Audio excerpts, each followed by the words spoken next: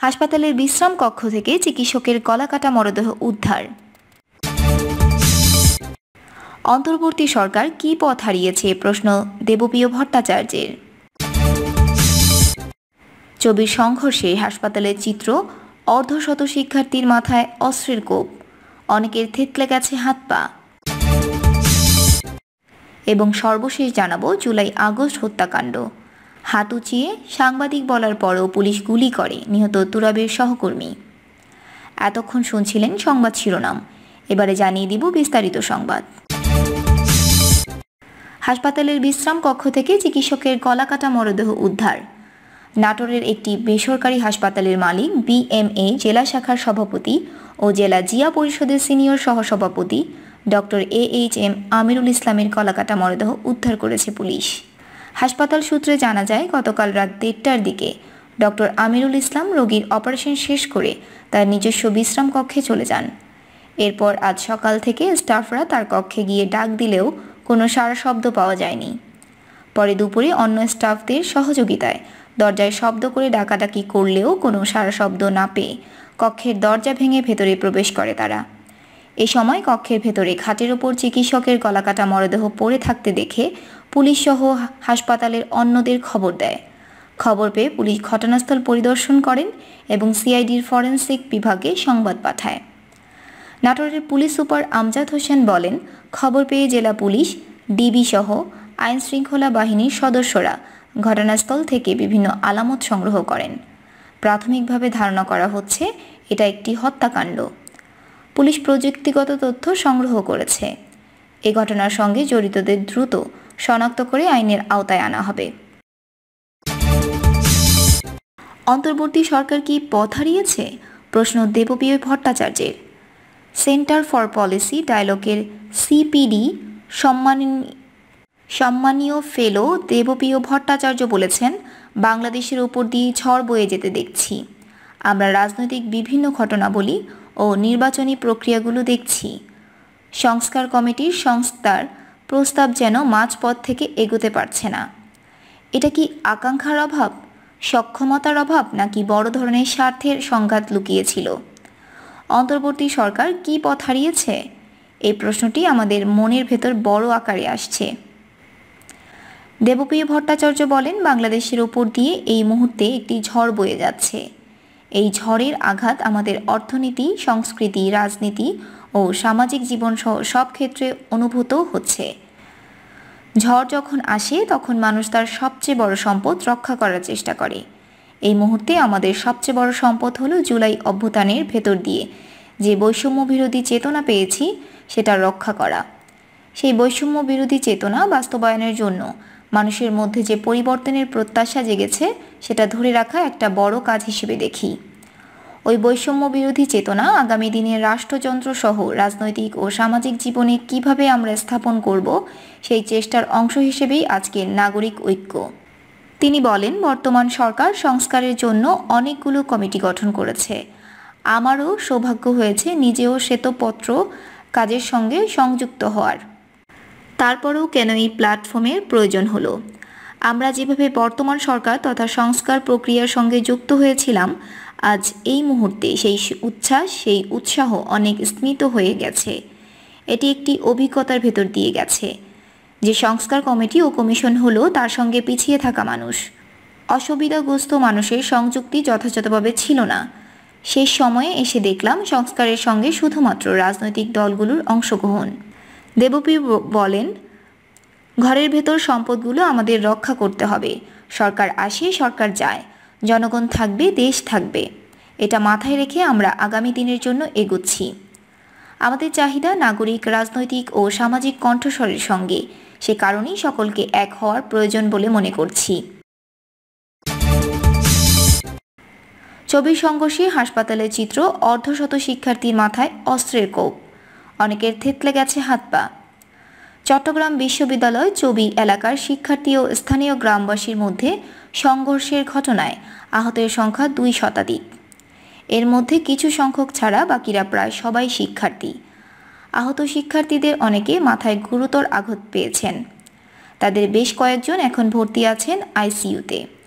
অনেকের হাত পা ভেঙে ও থেতলে গেছে। চট্টগ্রাম মেডিকেল কলেজ চমেক হাসপাতাল সূত্রে জানা গেছে, অন্তত অর্ধশত শিক্ষার্থীর মাথায় ধারালো অস্ত্রের কোপের আঘাত রয়েছে। 5 শিক্ষার্থীর অবস্থা আশঙ্কাজনক। তাদের মাথায় অস্ত্রোপচারের প্রয়োজন হতে পারে। জানা গেছে, আহতদের মধ্যে এক শিক্ষার্থীর মাথায় মগজ কেটে যাওয়ায় তাকে ঢাকার জাতীয় হৃদরোগ ইনস্টিটিউট ও হাসপাতালে স্থানান্তর করা হয়েছে। 10 শিক্ষার্থীর হাত পা ভেঙে ও থেতলে গেছে। কয়েকশো শিক্ষার্থীকে কুপিয়ে আহত করা হয়েছে। হামলায় আহত হয়েছেন শিক্ষক ও বিশ্ববিদ্যালয় প্রশাসনের কর্মচারীরাও। আহত শিক্ষার্থীদের অধিকাংশই সোমবার 1 সেপ্টেম্বর বিকেল পর্যন্ত চমেক হাসপাতালের ক্যাজুয়ালিটি ওয়ার্ডে ভর্তি। গুরুতর আহত শিক্ষার্থীদের চিকিৎসা দেওয়া হচ্ছে চট্টগ্রামের বেসরকারি হাসপাতাল, পার্ক ভিউ, ন্যাশনাল হসপিটাল ও মেট্রোপলিটন হাসপাতালে। চমেক হাসপাতালের কর্তব্যরত চিকিৎসক ডক্টর বুশরা জাগো নিউজকে জানিয়েছেন, রোববার সকাল থেকে আনুমানিক শতাধিক শিক্ষার্থী আহত হয়ে হাসপাতালে এসেছে। তাদের মধ্যে অর্ধশত শিক্ষার্থীর মাথায় ধারালো অস্ত্রের কোপের চিহ্ন রয়েছে। তাদের বেশিরভাগই মাথায় ও হাতে আঘাতপ্রাপ্ত। 5-6 জন আছেন বেসরকারি হাসপাতালের আইসিইউতে। জানতে চাইলে চট্টগ্রাম বিশ্ববিদ্যালয়ের উপাচার্য প্রশাসন অধ্যাপক ডক্টর মোহাম্মদ কামাল উদ্দিন জাগো নিউজকে বলেন, শিক্ষার্থীদের ওপর নেক্কারজনক হামলা চালিয়েছে ছাত্রলীগের সন্ত্রাসীরা। আমাদের প্রক্টর ও প্রভিসি একাডেমিক আহত। তারা হেলমেট পরে ছাত্রদের ধরে ধরে কুপিয়েছে। আমরা রাত থেকে প্রশাসনের সঙ্গে অনেক যোগাযোগ করেও তেমন কোনো সহযোগিতা পাইনি। আমাদের শত শত শিক্ষার্থী হাসপাতালে কাতরাচ্ছে। তিনি বলেন, যুবলীগ নেতা হানিফের অনুসারী সন্ত্রাসীরা সরাসরি ধারালো অস্ত্র হাতে এই হামলা চালিয়েছে। আমরা আমাদের শিক্ষার্থীদের সুস্থতা নিশ্চিত করতে সর্বোচ্চ গুরুত্ব দিয়ে কাজ করছি। গুরুতর আহতদের বিশেষ চিকিৎসা নিশ্চিতে খোঁজ খবর রাখছে প্রশাসন। তাদের সঙ্গে কথা বলে জানা যায়, স্থানীয়রা পরিকল্পিতভাবে বিশ্ববিদ্যালয়ের শিক্ষার্থীদের উপর হামলা চালিয়েছে। মাইকে ঘোষণা দিয়ে তারা দা ছুরি দিয়ে হামড়ে পড়েছে। এর আগেও বিভিন্ন সময় বিশ্ববিদ্যালয়ের শিক্ষার্থীদের উপর হামলার নজির আছে। হামলায় অংশ নেওয়া জড়িতদের বিচারের আওতায় নিয়ে এসে শাস্তি নিশ্চিতের দাবি জানান তারা।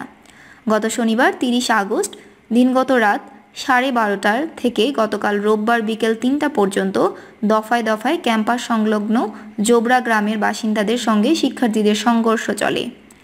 এতে উভয় পক্ষের অন্তত 2 শতাধিক লোক আহত হন। আহতদের মধ্যে কয়েকজন ছাড়া বাকি প্রায় সবাই শিক্ষার্থী। আহতদের মধ্যে বিশ্ববিদ্যালয় 2 উপাচার্য ও প্রক্টর ও 2 সহকারী প্রক্টর রয়েছেন। ঘটনার সূত্রপাত গত শনিবার রাতে। বিশ্ববিদ্যালয়ের দর্শন বিভাগের ছাত্রী সুফিয়া খাতুন ক্যাম্পাসের 2 নম্বর গেটের কাছে একটি ভাড়া ভবনে থাকেন। ওই দিন রাতে ওই ভবনে প্রবেশের সময় দেরিতে আসার অজুহাতে তাকে ঢুকতে দেননি দারোয়ান। রাত 12টা পর্যন্ত তাকে গেটের বাইরে দাঁড় করিয়ে রাখেন। ওই ছাত্রী প্রতিবাদ জানালে গেট খুলে তাকে মারধর করেন দারোয়ান। পরে ফোন করে সহপাঠীদের বিষয়টি জানান ভুক্তভোগী ছাত্রী। খবর পেয়ে ভুক্তভোগী সহপাঠী ও অন্য শিক্ষার্থীরা ওই দারোয়ানকে ধরতে গেলে তিনি পালিয়ে যান। শিক্ষার্থীরা তাকে ধাওয়া করলে স্থানীয়রা ইটপাটকেল মারা শুরু করেন। তখনই সংঘর্ষ ও ধাওয়া পাল্টা ধাওয়া শুরু হয়। ওই ছাত্রী গণমাধ্যমকে বলেন, প্রতিদিনের মতো আমি আজও সময় মতো বাসায় চলে আসি। 12টার আগেই আমি বাসার সামনে পৌঁছাই। দারোয়ানকে দরজা খুলতে বললে তিনি খুলছিলেন না। পরে জোর ডাক দিলে তিনি অকথ্য ভাষায় কথা বলেন। আমি জবাব দিতে গেলে হঠাৎ চড় মারেন। সঙ্গে সঙ্গে আমার রুমমেটরা নামলে তিনি আমাকে ধাক্কা দিয়ে ফেলে দেন এবং লাথি মারতে থাকেন। এরপর রাত প্রায় 3:30টার দিকে সেনাবাহিনীর সদস্যরা ঘটনাস্থলে গেলে দুপক্ষ সরে যায়। তবে পরিস্থিতি নিয়ন্ত্রণে আসেনি। ওই রাতেই অন্তত 70 জন আহত হন। তাদের মধ্যে অন্তত 10 জনকে কুপিয়ে আহত করা হয়। রাতের ঘটনার পর 2 নম্বর গেট থেকে জোবরা হয়ে চট্টগ্রাম হাটহাজারী মহাসড়কে যান চলাচল বন্ধ করে দেন স্থানীয়রা। এই সময় শিক্ষার্থীদের হাতে ছিল লোহার রড, পাইপ, কাঠের গুঁড়ি ও পাথর। গ্রামবাসীর হাতে ছিল রামদা, লোহার রড ও পাইপ। সংঘর্ষে জোবরা গ্রাম রণক্ষেত্রে পরিণত হয়। এক পর্যায়ে গ্রামের অলিগলিতে ছড়িয়ে পড়ে সংঘর্ষ। এই সময় অনেক শিক্ষার্থী অলিগলিতে আটকে গেলে তাদের বেধড়ক মারধর করা হয়। পরে ধারালো অস্ত্রের আঘাতে রক্তাক্ত অবস্থায় অনেক শিক্ষার্থীকে নেওয়া হয় বিশ্ববিদ্যালয়ের চিকিৎসা কেন্দ্রে। প্রিয় দর্শক, এই ছিল এখনকার সর্বশেষ সংবাদ। পরবর্তী আপডেট সংবাদ পেতে চ্যানেলটি সাবস্ক্রাইব করে সাথেই থাকুন। ধন্যবাদ।